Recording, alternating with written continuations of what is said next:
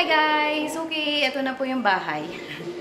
Ilang months na po itong tapos, but dahil hindi ako nakakauwi dito at sila mother lang nandito, magpapaayos tayo. Ay, sorry kuya, sige, mauna ka na. Sige po kuya. Ay. Ayan, magpapalinis tayo ng bahay sa home cleaning. Ayan, sila kuya. Ayan. Dahil ilang months akong hindi nakauwi, magpapalinis na lang po tayo. Ito na yung kusina. Hindi ko makita yung table ko dito. Sobrang daming nakalagay. Ayan. At dito, yung ref at yung CR. Ayan. So, sila ano lang nag-stay kasi dito, nanay at tatay ko. Tapos pamangkin ko. Kaya magpapalinis tayo.